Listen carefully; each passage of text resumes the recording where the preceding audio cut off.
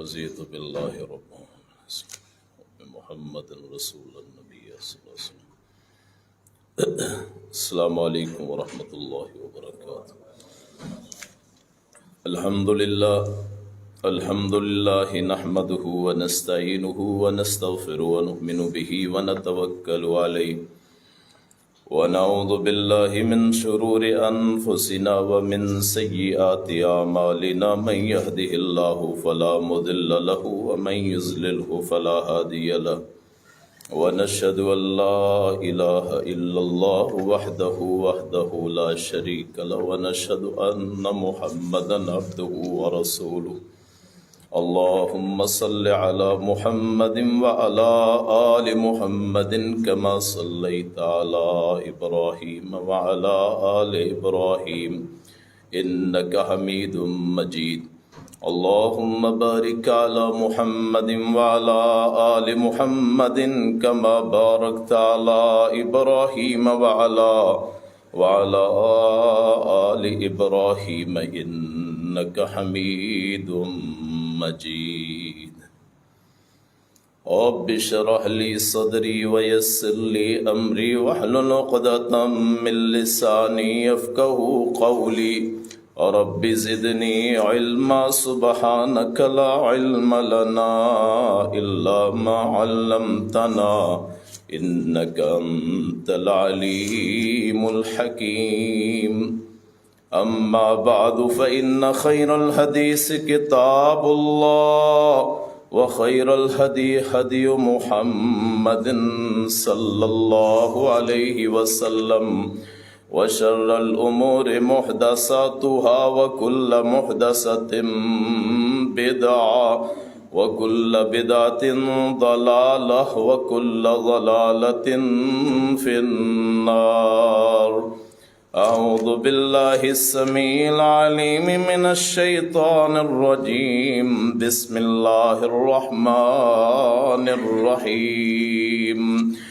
فإن آمنوا بمثل ما آمنتم به فقد اهتدوا وإن تولوا فإنما هم في شقاق فسيكفيكهم الله وهو السميع العليم.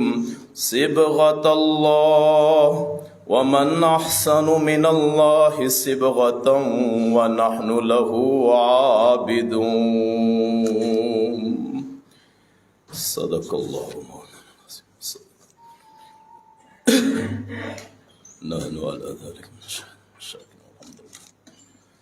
برادران اسلام، بزرگوں، دوستوں، بھائیوں، آج کا جمعہ دو حوالے سے اہمیت رکھتا ہے. ایک تو الہامی کتاب قرآن مجید، اس کی توہین ہوئی ہے، اس کے موضوع پہ آج گفتگو کرنی تھی. اور دوسرا حضرت عثمان رضی اللہ عنہ، ان کی شہادت پہ کچھ گوشت گزار کرنا تھا. انشاءاللہ دونوں موضوعات میں آپ کے سامنے بیان کروں گا. حضرت عثمان رضی اللہ عنہ دور داماد رسول ہیں، خلیفۃ المسلمین ہیں، نبی کائنات، فخر موجودات، صاحب شرف و کمال، اور مکہ کے در یتیم اور آمنہ کے لال. ان کے اس وقت کے ساتھی ہیں، صحابی رسول ہیں، جب تھوڑے سے لوگ مسلمان تھے. صحابیت اتنا بڑا شرف ہے، اور خاص طور پہ ہجرت مدینہ سے پہلے کے صحابی جنہوں نے ماریں کھائیں، اپنا سب کچھ نچھاور کر دیا. کچھ ایسے بدبخت بھی ہوں گے جو ان صحابہ کے بارے میں زبان درازی کریں. ایسے نیچ اور گھٹیا قسم کے انسان جن کو لوگ عالم کہتے ہیں، جن کو لوگ فاضل سمجھتے ہیں، وہ ان شخصیات کے ایمان کے بارے میں سوال اٹھاتے ہیں کہ جن کے ایمان کے درجے اتنے بلند ہیں کہ جن کا ایمان شک و شبہ سے بالا تر. مکے میں دو بڑے خاندان تھے، ایک بنو ہاشم کا اور ایک بنو امیہ کا. دونوں ایک ہی دادے کی اولاد. عبد مناف کے 4 بیٹے تھے، ان میں ہاشم اور عبد شمس، یہ 2 بڑے، بنو امیہ کے بڑے عبد شمس اور بنو ہاشم کے بڑے ہاشم، یہ دونوں دو بیٹے جن کی نسل نے آگے جا کے حکومتیں بھی کی ہیں۔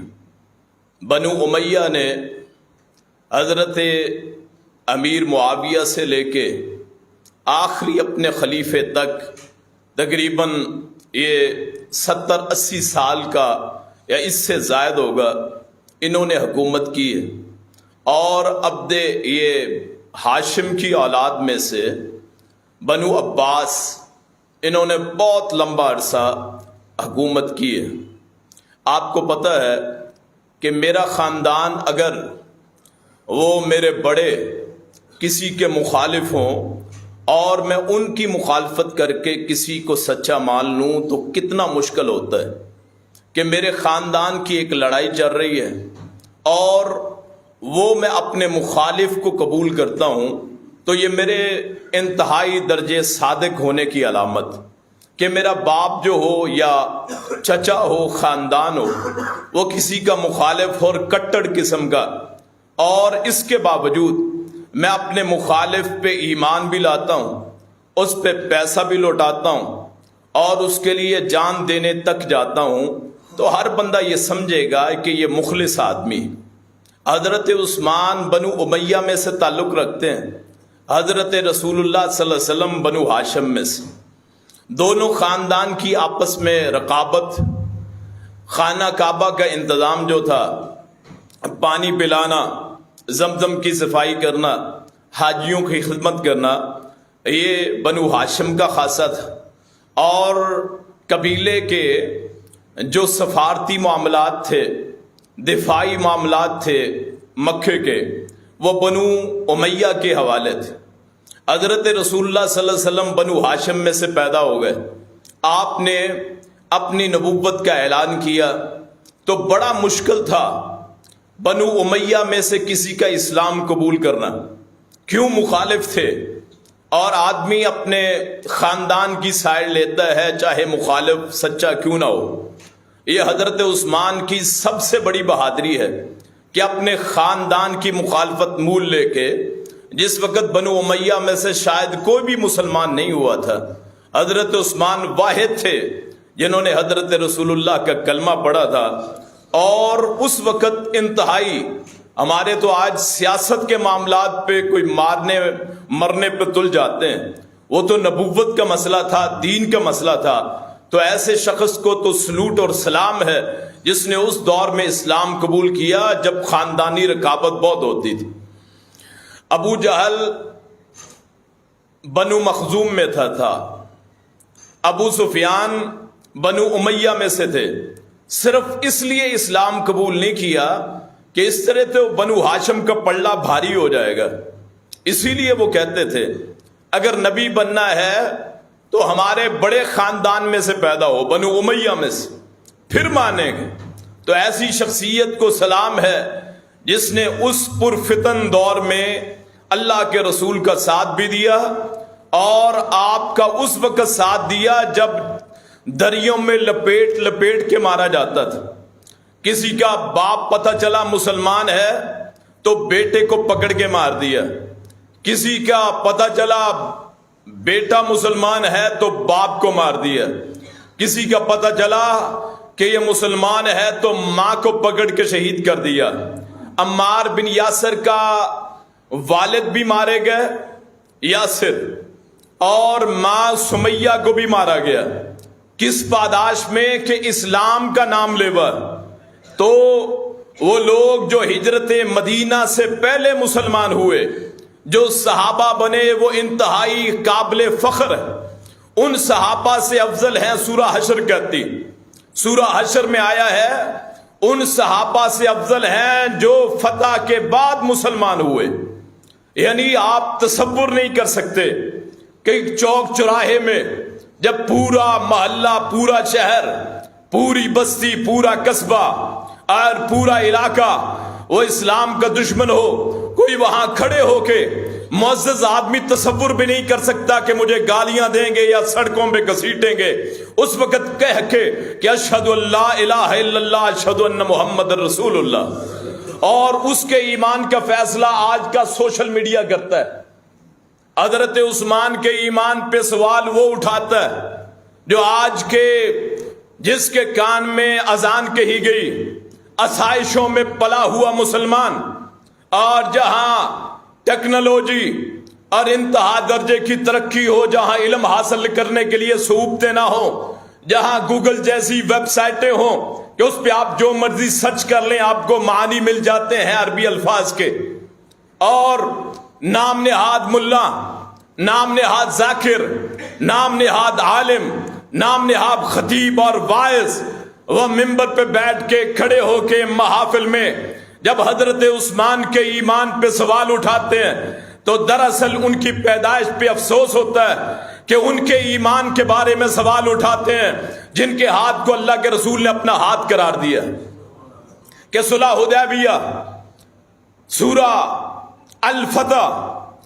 26واں پارہ قرآن کہتا ہے لقد رضی اللہ عن المؤمنین اذ یبایعونک تحت الشجرہ فعلم ما فی قلوبہم فانزل السکینۃ علیہم واصابہم فتحا قریبا، کہ اللہ ان مومنوں سے راضی ہو گیا جنہوں نے اس درخت کے نیچے بیعت کی تھی جو حدیبیہ مقام پہ تھا، اور بیعت کس چیز کی عمرہ کرنے گیا رسول اللہ خواب دیکھتے ہیں کہ میں لقد صدق اللہ، اسی صورت میں آخری رکوع سورہ الفتح 26واں پارہ، لقد صدق اللہ رسولہ الرؤیا بالحق لتدخلون المسجد الحرام انشاءاللہ آمنین محلقین رؤوسکم ومقصرین، کہ تم مکے میں داخل ہوگے، تم وہاں طواف کرو گے، وہاں عمرہ کرو گے، وہاں جانور قربان کرو گے، سر منڈواؤ گے، بال کٹواؤ گے، رسول اللہ کی پیشین گوئی وہاں سے چلے 1400-1500 صحابہ رسول اللہ کے ساتھی، آپ کے نام لیوا کہ رسول اللہ کا خواب ہے، رسول اللہ کی خواب سچی ہوتی ہے، جتنے اللہ کے رسول ہیں رسول اللہ نے فرمایا خواب نبوت کا 46واں حصہ ہوتا ہے، اور نبی کا خواب وہ تو وہی جھوٹا ہو ہی نہیں سکتا۔ 100 سارے چلے جو موجود تھے، اور شوق مکہ بھی تھا، خانہ کعبہ کو دیکھے 6 برس ہو گئے، لٹ لٹا کے چلے، آؤ اپنے گھر کو بھی دیکھیں، اللہ کے گھر کو بھی دیکھیں، وہ زمینیں جہاں آدمی رہا ہو، جہاں سے آدمی کو نکالا گیا ہو، وہ جہاں پیدا ہوا ہو، جو مادر وطن ہوتا ہے وہاں خون کشش کرتا ہے، وہاں سے نکالا گیا، مارا پیٹا گیا، آؤ عمرہ بھی کرتے ہیں۔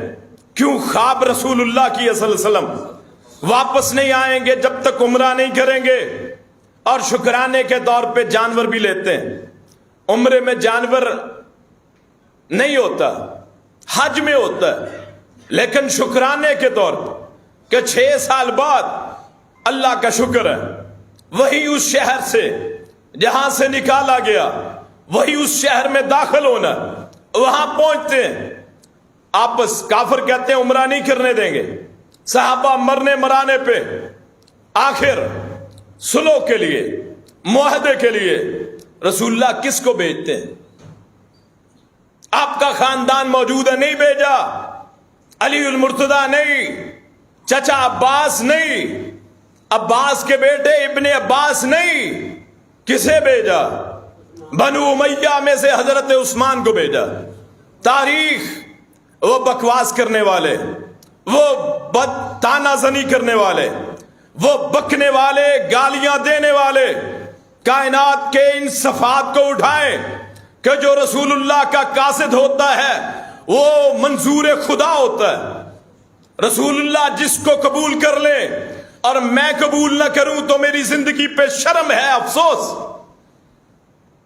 جو رسول اللہ کا قاصد ہو پاکیزہ ہوتا ہے، رسول اللہ بناتے ہی اسے ہیں جس پہ اعتماد ہوتا ہے۔ ایمان کے عثمان کے ایمان پہ طنز کرنے والوں کو یہ سوچنا چاہیے جس پہ رسول اللہ اعتماد کرتے ہیں اس پہ میں اور آپ کیوں نہیں اعتماد کرتے؟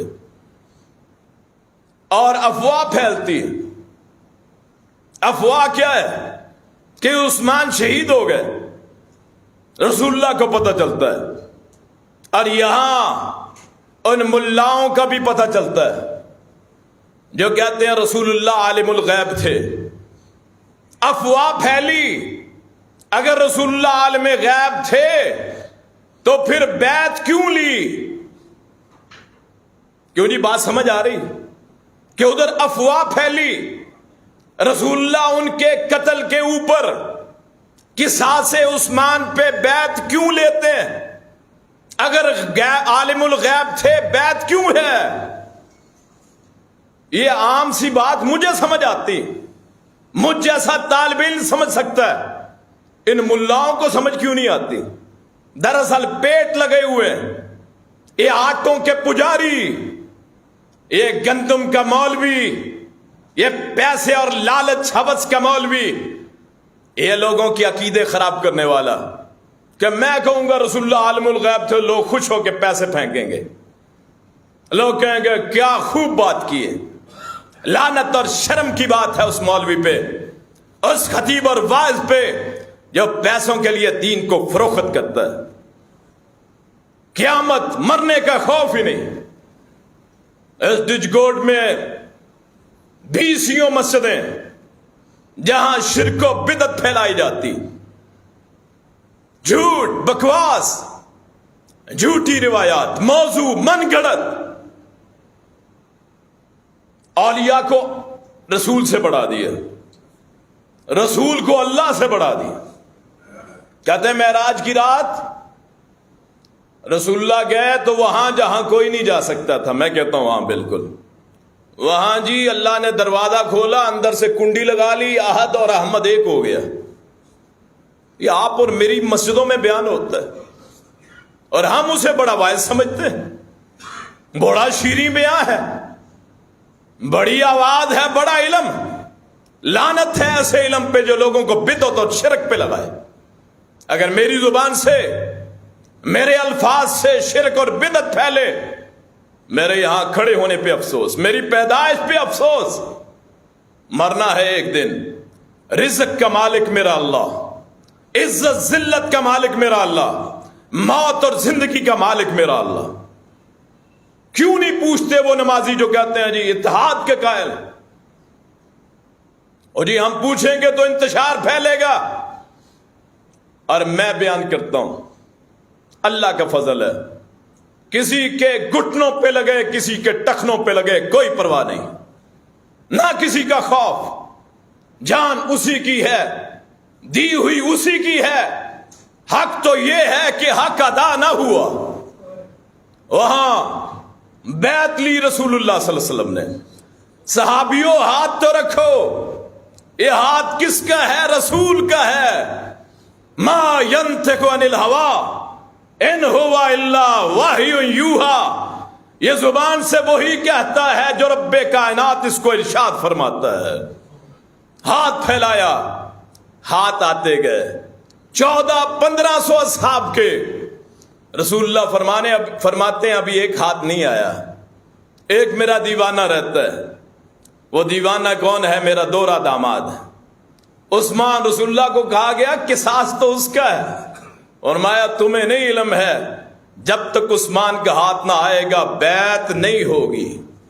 ہاتھ رکھا، حدیث میں آتا ہے وہ ذاکرین ملا واعظین، میں ان سے پوچھتا ہوں جن کو نہ علم، نہ لغت کا علم، نہ عربی آتی، نہ صرف نحو کے عالم، رٹے رٹائے واقعات، سینہ بسینہ علم، طریقت ہے جی، اس کتاب کے مقابلے میں طریقت نکال لی۔ کہتے جی 2 رخ ہوتے ہیں اسلام کے، ایک شریعت ہے، ایک طریقت۔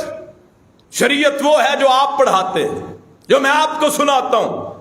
طریقت وہ ہے جو سینہ بسینہ، اس نے اس کو بتایا، اس نے اس کو بتایا، اس نے اس کو، نہ قرآن کی آیت نہ کوئی حدیث رسولیہ ہے۔ طریقت گمراہی کا راستہ ہے جو قرآن و حدیث سے ہٹ کے راستہ ہے، چاہے میں بتاؤں چاہے کوئی عالم بتائے۔ کوئی طریقت کا وجود نہیں ہے، شریعت اصل ہے، اور شریعت وہ ہے جو محمد رسول اللہ کی شریعت ہے صلی اللہ علیہ وسلم۔ کس کے ہاتھ کو اپنا ہاتھ قرار دیا؟ اس کے ایمان پہ شک کرتے ہیں۔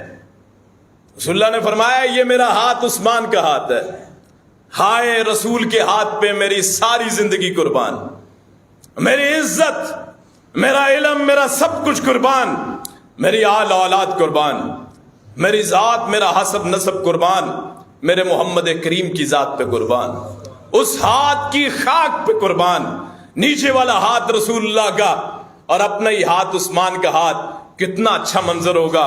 اللہ فرشتوں میں کہے گا عثمان کی اتنی قدر ہے کہ میرا محبوب اپنے ہاتھ کو عثمان کا ہاتھ کہتا ہے، اور اس کے ایمان کے بارے میں لوگ بیان کریں جن کے اپنے ایمان کی کوئی حیثیت نہیں ہے، جن کے اپنے ایمان کا کوئی وزن نہیں ہے، اللہ کی قسم ہے۔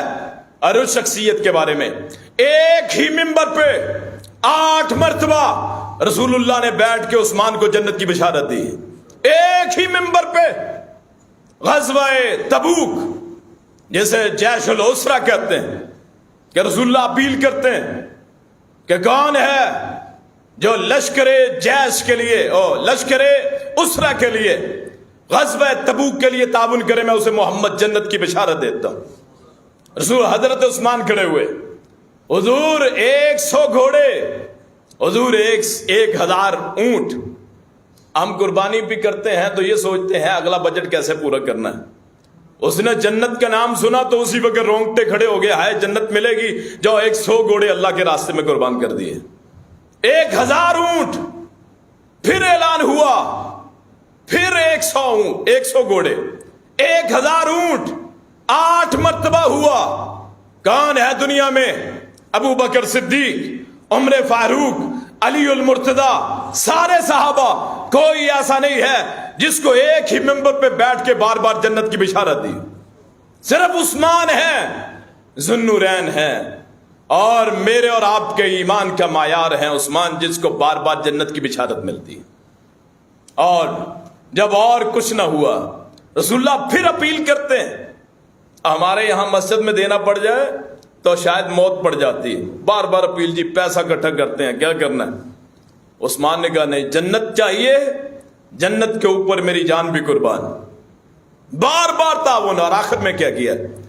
ایک تھیلی اٹھا کے لائے، وہ تھیلی سونوں کے سکوں کی، 1000 دینار۔ اور حضرت عثمان کمزور آدمی تھی، اٹھائی بھی نہیں جاتی تھی، رسول اللہ کی جھولی میں لا کے ڈال دیے، اور آپ ان سکوں کو اچھالتے، سونے کے سکوں کو اچھالتے۔ جب ہمارا تولہ 2.5 لاکھ کا تقریباً ہو گیا، کیوں جی؟ تھوڑا بہت کم ہوگا۔ 1000 اور ایک دینار ایک تولے کا نہیں ہوتا تھا، اور دینار کا پتہ چلتا تھا 4 دینار میں پورا اونٹ آ جاتا تھا، 4 دینار کا اونٹ آ جاتا تھا۔ رسول اللہ ان سکوں کو اچھالتے ہیں، ما ذر عثمان ما عمل بعد اليوم، عثمان تو آج کے بعد کوئی عمل نہ بھی کر، تجھے کوئی نقصان نہیں دے سکتا۔ کون ہے کائنات میں؟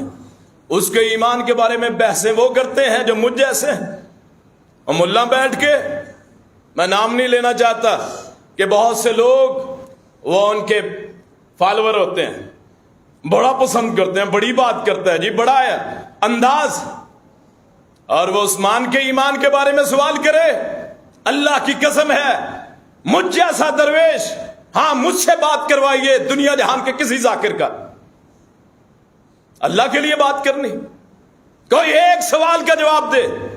کوئی اور صحابی ہو جس کو رسول نے کہا ہو کہ آج کے بعد عمل نہ بھی کرے تو نقصان نہیں، کوئی اور صحابی ہو جس کے کہ اپنے ہاتھ کو اس کا ہاتھ قرار دیا ہو، کوئی اور صحابی ہو جس کو ایک ہی منبر پہ بیٹھ کے بار بار جنت کی بشارت دی ہو، اور رشتے کی باری آتی ہے تو بندہ اسے رشتہ دیتا ہے جو سب سے اچھا ہوتا ہے۔ اور عزت والا کسے رشتہ دیتا ہے؟ عزت والے کو۔ عزت والا کسے رشتہ دیتا ہے؟ اللہ تعالیٰ جتنی بہنیں بیٹیاں ہیں ان کے رشتوں کا بندوبست فرمائے، جتنے لوگ بڑے پریشان ہیں، اے اللہ تو گواہ ہے، اس مجمع کے سامنے تیرے اس صحابی کا تذکرہ ہے یا تیرا قرآن سامنے ہے، جتنوں کی بیٹیاں ہیں اللہ ان کے رشتوں کا انتظام فرما، اچھے رشتے مہیا فرما۔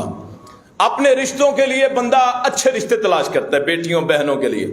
رسول اللہ صلی اللہ علیہ وسلم 4 بیٹیاں ہیں، ان میں بڑی بیٹی زینب، ان کا رشتہ ابو العاص بنو امیہ میں سے، اچھا آدمی، دو بیٹیاں رقیہ ام کلثوم، ان کا رشتہ کرنا چاہا، اور رقیہ بڑی ہے، زینب سے چھوٹی، رشتہ کر دیا حضرت عثمان سے۔ وہ فوت ہوتی ہیں تو رسول اللہ حضرت عثمان غمزدہ ہیں۔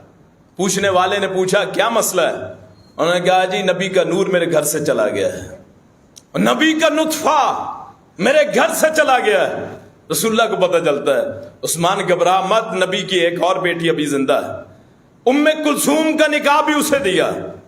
کون ہے جو اپنی دو بیٹیوں کے نکاح دیتا ہو اور پھر اس کے ایمان پہ کوئی سوال اٹھائے؟ ہائے ہائے، اور لوگ اسے مزے سے سنیں کہ نبی کے دورے داماد پہ کوئی تنقید کرے۔ جیسے میں کہتا ہوں مولا علی کے بارے میں کوئی ایک حرف بھی گستاخی کا بولے اس کا ایمان سلامت نہیں رہتا، اسی طرح حضرت عثمان کے ایمان کے بارے میں کوئی ایک بھی بات ہو تو اس کا ایمان سلامت نہیں رہتا۔ دوسری بیٹی کا رشتہ دیا، وہ بھی فوت ہو گئی، اللہ کے کام۔ تو حضرت عثمان رونے لگے، کہا روتا کیوں ہے؟ اس نے کہا بیوی کا نہیں ہے، بیویاں تو اور بھی مل جاتی ہیں، مجھے غم یہ ہے کہ میرے گھر میں دوسرا نبی کا نور وہ بھی چلا گیا ہے، کہ نبوت کی نشانی ہے۔ اور یہ وہ عثمان ہے، اتنا حیادار، اتنا شرم والا کائنات نے دیکھا ہی نہیں۔ نبی کائنات میں سب سے شرم والے میرے نبی، سب سے۔ کیوں جی آپ کے نبی نہیں لگتے؟ میرے نبی کائنات کے سب سے شرم والے محفل میں بیٹھے، عائشہ صدیقہ کا گھر ہے، دروازہ بند ہے، ران سے کپڑا اٹھا ہوا، دروازہ کھٹکھٹایا ایک صاحب نے، فرمایا کون ہے؟ پوچھا گیا، بتایا گیا ابو بکر، فرمایا اجازت دو۔ اسی حالت میں رہے، کیوں؟ دوست، 2 سال کا تو فرق تھا، ابو بکر 2 سال چھوٹے تھے۔ اسی حالت پہ عمر فاروق آئے، اسی حالت پہ جب پتہ چلا عثمان آئے تو کپڑے درست فرما لیے، باتیں کر کے چلے گئے۔ حضرت عائشہ بعد میں پوچھتی ہیں میرے بابا آئے آپ اسی حالت پہ، عمر فاروق آئے اسی حالت پہ، اور جب عثمان آئے تو اپنے کپڑے کیوں درست کیے؟ فرمایا الا استحی من رجل تستحی منہ الملائکہ، کیا میں اس آدمی سے حیا نہ کروں جس سے آسمان کے فرشتے حیا کرتے ہیں، جس سے جبریل حیا کرتا ہے، محمد حیا کیوں نہ کرے صلی اللہ علیہ وسلم؟ اس کے ایمان کے بارے میں پوچھتے ہیں، اس کے ایمان کے بارے میں سوال ہوتے ہیں، اس کے ایمان کے بارے میں کوئی شک میں مبتلا کرتا ہے اہل بیت کا نام لے کے۔ اور پتہ ہے نا معاشرے میں بدعات زیادہ ہیں، اگر ہم اہل بیت کا نام نہ لیں تو ہماری بات کون سنے؟ اور ڈھونگ رچاتے ہیں، اہل بیت کو وہی مانتا ہے جو عثمان کو مانتا ہے، اور حضرت رسول اللہ کا اہل بیت کہاں سے چلتا ہے؟ حضرت فاطمہ سے۔ اور بیٹی ہے نا، بیٹی کی اولاد، تو جس کو 2 بیٹیاں دی ہیں وہ کیوں نہیں اہل بیت میں سے؟ کیوں جی بات صحیح کہ جس کو 1 بیٹی دے دی علی المرتضیٰ وہ اہل بیت میں سے، اور جس کو 2 دے دی وہ اہل بیت میں سے نہیں ہے؟ کیوں ہے 2 رخی؟ اگر فاطمہ الزہرا کے زوج مکرم مولا علی رضی اللہ عنہ اہل بیت میں سے ہیں، اور میں کہتا ہوں اہل بیت میں سے، تو حضرت رسول اللہ کی 2 لخت جگر رقیہ ام کلثوم کے شوہر مکرم حضرت عثمان اہل بیت میں سے کیوں نہیں ہے؟ کیوں جی بات صحیح ہے، وہ تو 2 اہل بیت میں سے، 1 بیٹی کا شوہر وہ اہل بیت میں سے ہو بڑی خوشی کرتے ہیں، اور 2 بیٹیوں کے شوہر کو اہل بیت میں سے کیا اس کے ایمان پہ سوال اٹھاتے ہیں۔ اور یہ وہ شخصیت ایسی کہ کائنات میں کوئی اور ایسی نہیں۔ مدینے میں مسجد کی جگہ تنگ، پہلی جو جگہ خرید کے دی وہ حضرت ابو بکر نے جب آپ مدینے میں تشریف لائے۔ اگر پنکھوں کی ضرورت ہے تو چلا لیں، کیونکہ حبس۔ میرا پنکھا نہیں چلانا حضرت صاحب،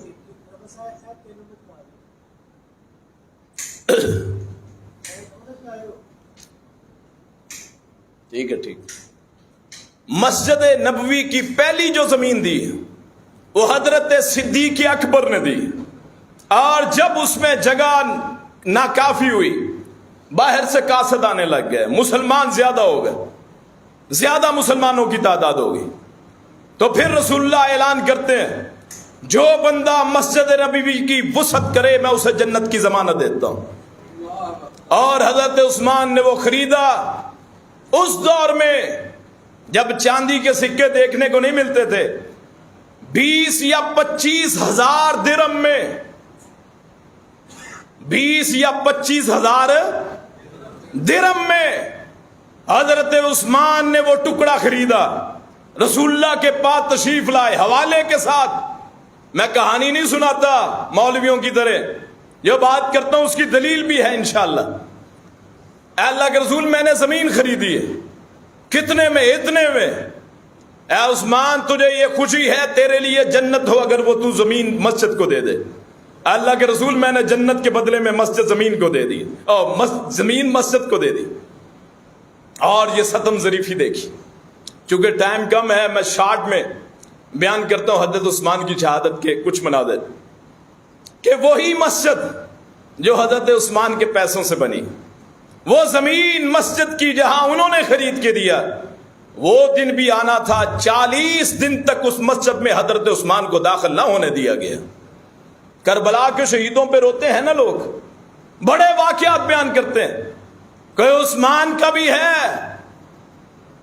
کوئی ایک اہل بیت کے حق میں بولنے والے ذاکرین، اور میں چاہتا ہوں میری یہ ویڈیو، میری یہ آواز ان ذاکرین تک پہنچے کہ کربلا کے شہداء ہمارا فخر، کربلا کے شہداء ہمارے نبی کا اہل بیت، جو ان کو شہید کرے ان پہ 1000 بار لعنت، اور جو عثمان کو شہید کرے ان پہ بھی 1000 بار لعنت۔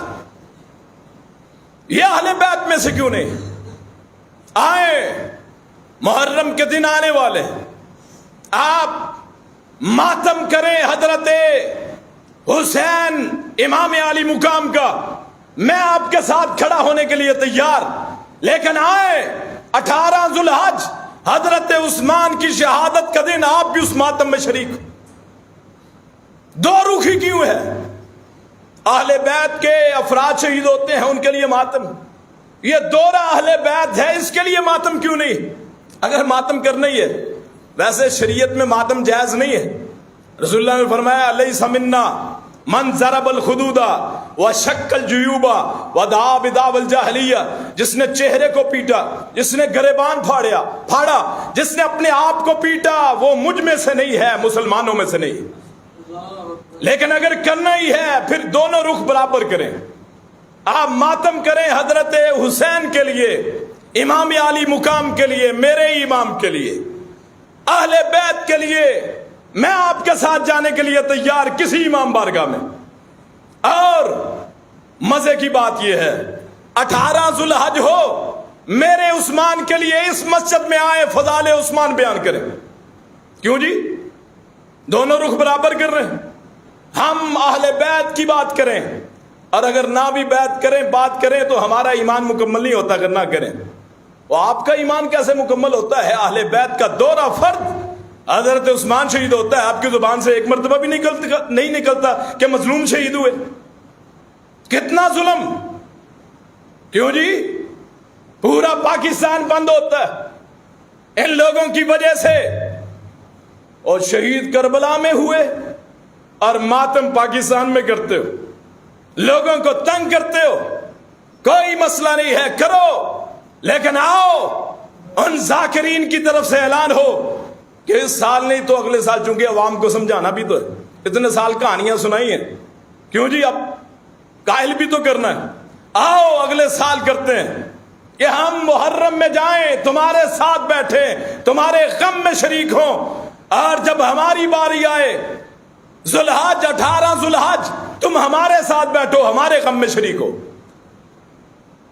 کیوں؟ وہ بھی اہل بیت، یہ بھی اہل بیت۔ اور مدینے میں حضرت عثمان حسرت سے دیکھا کرتے، اپنے گھر کے اوپر سے میرے رسول کی مسجد میں عثمان کو نماز پڑھنے کی اجازت نہیں ہے، میں خلیفہ وقت، عثمان اپنے گھر سے نہیں نکل سکتا۔ اور مدینے میں سارا پانی کھارا، ایک کنواں بیر روما۔ رسول اللہ اعلان کرتے ہیں، اور جو میرے رسول کی بات پہ لبیک کہتا ہے میرے نزدیک وہ سب سے بڑا ہے۔ رسول اللہ نے اعلان فرمایا صلی اللہ علیہ وسلم، ساری اپنی زبانوں سے درود پاک پڑھیں صلی اللہ علیہ وسلم۔ فرمایا جو بیر روما کو خریدے مسلمانوں کے پانی کے لیے، میٹھے پانی کے لیے، میں محمد اسے جنت کی بشارت دیتا ہوں۔ کوئی ایک ایک جنت؟ کہاں غزوہ تبوک، کہاں مسجد نبوی، کہاں بیر روما۔ عثمان خریدتے ہیں اور مسلمانوں کے لیے وقف کرتے ہیں، اور رسول اللہ جنت کی بشارت دیتے ہیں۔ لیکن اس سے بھی بڑی بات، کربلا کے پیاسوں کے لیے تڑپنے والے وہ ذاکرین، وہ عثمان کی طرف بھی دیکھیں، 40 دن میٹھا پانی نہ پی سکے اس کنویں سے جس کو خود خریدا تھا، وہ کیوں نہیں بیان کرتے؟ جو میرے موافق ہے وہ رکھ لو، جو کسی اور کی ہو وہ چھوڑ دو، دو رکھی کیوں ہے؟ اور مولا علی کا ماننے والا وہ ہوتا ہے کہ جو سچ بات کرتا ہے۔ آؤ ذاکرو، آؤ ملاؤ۔ اور بعض لوگوں کو میری یہ باتیں اچھی نہیں لگتی کہ جی چیلنج کے انداز میں بات کیوں کرتے ہیں۔ بہت لوگ یہاں ہیں جو یہ سمجھتے ہیں انتشار پھیلے گا، ہم تو درویش آدمی، میں اپنی جان بھی قربان کرنے کے لیے تیار، محمد رسول اللہ کے صحابہ کے لیے، اہل بیت کے لیے صلی اللہ علیہ وسلم۔ میں پیشہ ور مولوی نہیں ہوں کہ کوئی بدلے ہی نہ، 20 سال ہو گئے، اور نمازیں پڑھتے رہے، نہ عقیدے درست ہوئے، اسی طرح رہے۔ انشاءاللہ اللہ کے فضل سے آپ کے اسی شہر میں اگر اللہ نے مجھے زندگی دی، ایک وقت آئے گا آپ دیکھیں گے ہر گھر میں توحید کا نعرہ پھریرا بلند ہوگا انشاءاللہ۔ آئیں کھڑے ہوں، مولا علی کے ماننے والے، میں ہوں مولا علی کا ماننے والا، حسن حسین کا نام لینے والا۔ اور ممبر وہ ہے جس کو سمجھتے ہیں کہ حسن حسین کا نام ہی نہیں آتا۔ کیوں جی؟ ہمارے ممبر کے بارے میں یہی مشہور ہے نا کہ جی نہ مولا علی کا نام لیتے ہیں، نہ نبی مکرم کا نام لیتے ہیں، یہ جی غستاخ، یہ جی نہ حسن حسین کا نام لیتے ہیں۔ میں نام لیتا ہوں، مولا علی میرے مولا، مولا حسین میرے مولا، مولا حسن میرے مولا۔ جاؤ جس نے فتویٰ لگانا ہے لگاؤ، آؤ ذرا اس طرف بھی آؤ کہ کربلا کے لیے تڑپنے والے وہ ذاکرین، وہ ملا، وہ واعظین، اس عثمان کی مظلومیت کو بھی دیکھیں کہ 40 دن میٹھا پانی نہیں ملا ہے، صرف نمک سے گزارا کیا ہے 40 دن۔ اب ملا کو 2 وقت کا کھانا نہ دو تو وہ تقریر نہیں کرتا، ایک تقریر کے پیسے نہ ملے تو اگلی تقریر نہیں ہوگی۔ اور ان کی عظمت کے کیا کہنے۔ آئے اوپر کھڑے ہوئے حضرت عثمان، کہا لوگوں مجھے قتل کیوں کرنا چاہتے ہو؟ اسلام میں قتل 3 وجہ سے ہوتا ہے، 3 وجہ سے، وجوہات کی وجہ سے، 3 وجوہ میں سے کوئی ایک وجہ۔ کوئی شادی شدہ زنا کرے، شادی شدہ زنا کرے، اس کو رجم کیا جائے گا، پتھر مار مار کے مارا جائے گا۔ کوئی کسی کو قتل کر دے، اس کو بدلے میں قتل کیا جائے گا۔ اور کوئی مرتد ہو جائے، دین چھوڑ جائے، اس کو قتل کیا جائے گا۔ تینوں صورتوں میں میں نے نہ زمانہ جاہلیت میں کبھی زنا کیا، نہ زمانہ اسلام میں، اور شرم و حیا اتنی، کہا جس ہاتھ سے نبی کی بیعت کی اس ہاتھ کو کبھی شرمگاہ پہ بھی نہیں لگایا، جس ہاتھ سے بیعت کی اس ہاتھ کو کبھی اپنی شرمگاہ پہ بھی نہیں لگایا۔ پھر میں نے کبھی کسی کو مارنا تو کنار درکنار، میں نے کسی پرندے کو آج تک نہیں مارا۔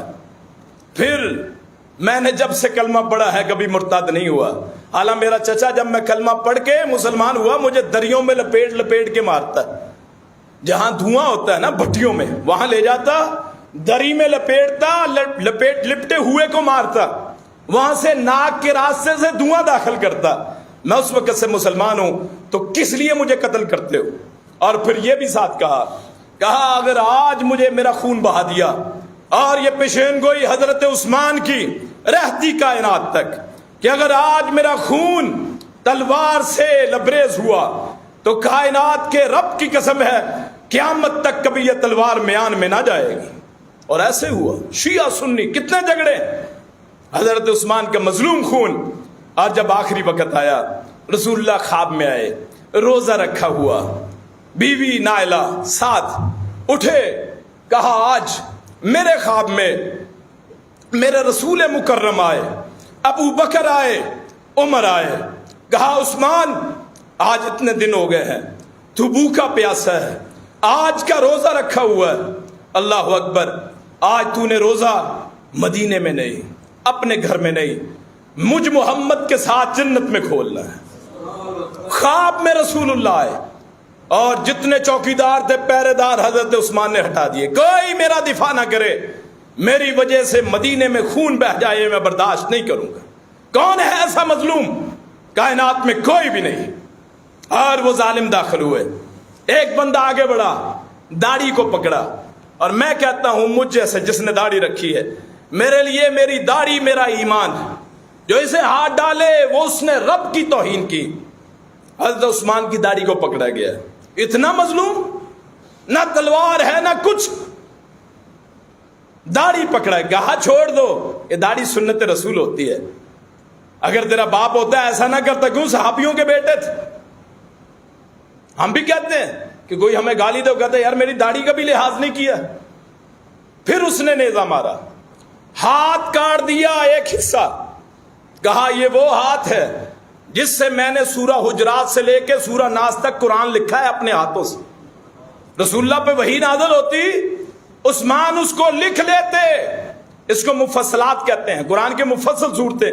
سورہ حجرات 26واں پارہ، وہاں سے لے کے سورہ ناس تک مفصلات، ان کو عثمان نے اس ہاتھ سے لکھا جس کو شہید کر دیا گیا.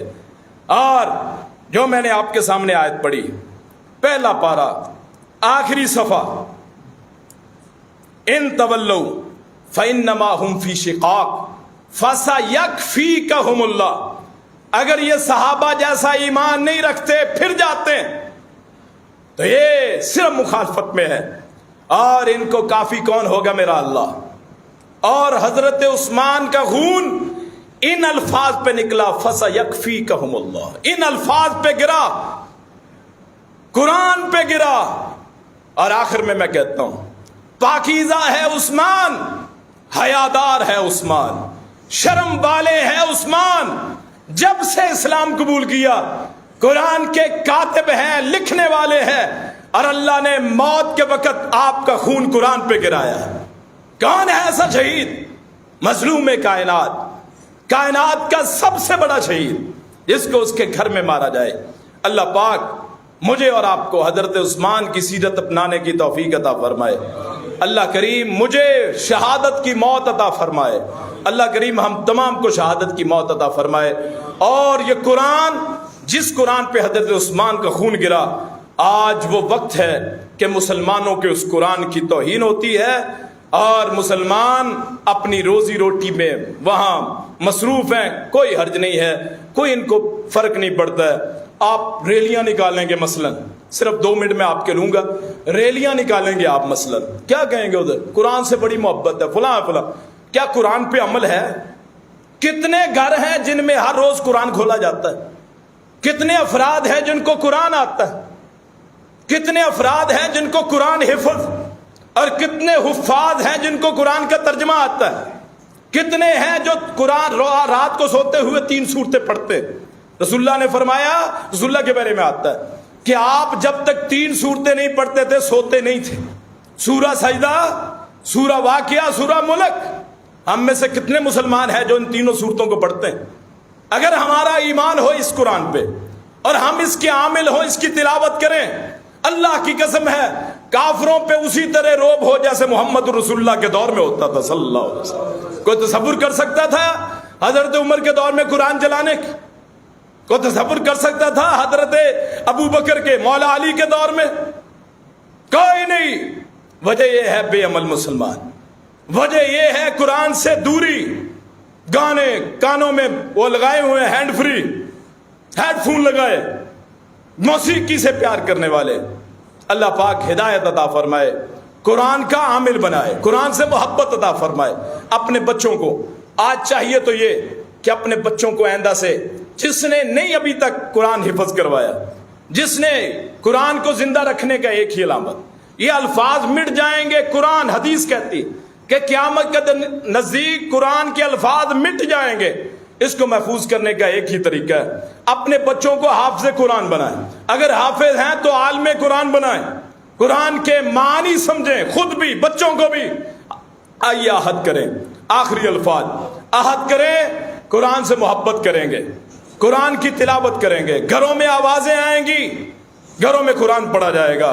اور آخر میں ایک نسخہ بتا کے بات ختم کرتے ہیں، جن بھائیوں کے گھروں میں تکالیف ہیں، مصیبتیں ہیں، جادو ہے، کوئی اور مسئلے ہیں، معاشی مسئلے ہیں، وہ 4 صورتیں نوٹ کر لیں، 4 صورتیں، اسے ٹیپ ریکارڈ کر لیں، موبائل میں اسے ریکارڈ کر لیں۔